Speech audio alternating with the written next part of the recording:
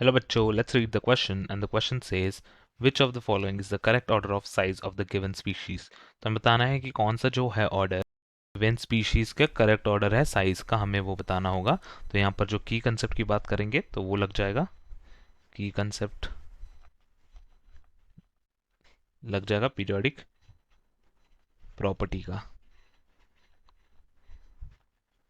तो बेसिकली यहाँ पर होगा क्या कि हमारे पास एक एटम है और उसमें कैटायन है और एक एनायन है।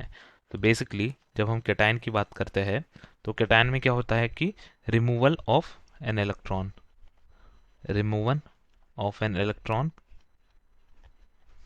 From an atom, from an atom. जब हम एक इलेक्ट्रॉन निकालेंगे तो वो क्या बन जाएगा, एक पॉजिटिव चार्ज आ जाएगा उस पर। फॉर एग्जाम्पल अगर हमारे पास है ए और उसमें से एक इलेक्ट्रॉन हमने निकाला तो ये बन जाएगा ए प्लस प्लस इलेक्ट्रॉन। अगर हमने ए से दो इलेक्ट्रॉन निकाले तो ये बन जाएगा A two plus plus two electron. Still they both are cation only. तो यहाँ पर क्या हो रहा है कि हम एक इलेक्ट्रॉन कम कर रहे हैं। तो एक इलेक्ट्रॉन कम करने पे क्या हो रहा है कि मास नंबर जो है, मास नंबर तो वही रहेगा, मास number remains same but decrease in electron count. तो इलेक्ट्रॉन काउंट डिक्रीज होने पे क्या हो जाएगा, इफेक्टिव न्यूक्लियर चार्ज जो होगा, effective nuclear charge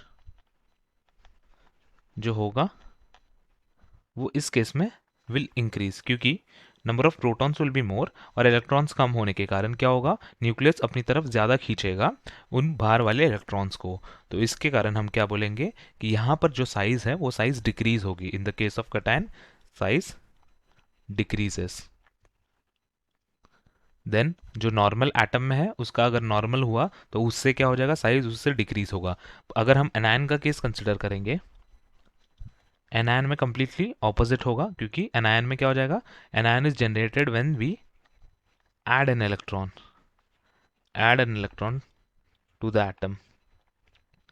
for example अगर हमारे पास ए है और ए में हमने एक इलेक्ट्रॉन ऐड किया प्लस इलेक्ट्रॉन, तो ये क्या बन जाएगा, ए माइनस बन जाएगा।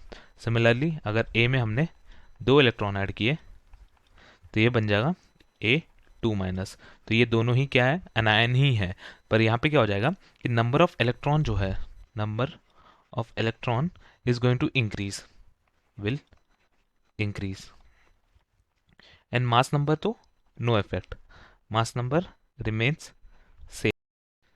प्रोटॉन का काउंट तो जो वो सेम ही रहेगा, पर इलेक्ट्रॉन का काउंट जो है वो इंक्रीज हो जाएगा। उसके कारण इफेक्टिव न्यूक्लियर चार्ज जो है, effective nuclear charge will decrease. Since यहाँ पे इफेक्टिव न्यूक्लियर चार्ज जो है वो डिक्रीज हो रहा है तो इसका साइज क्या हो जाएगा, एटॉमिक साइज इंक्रीजेस।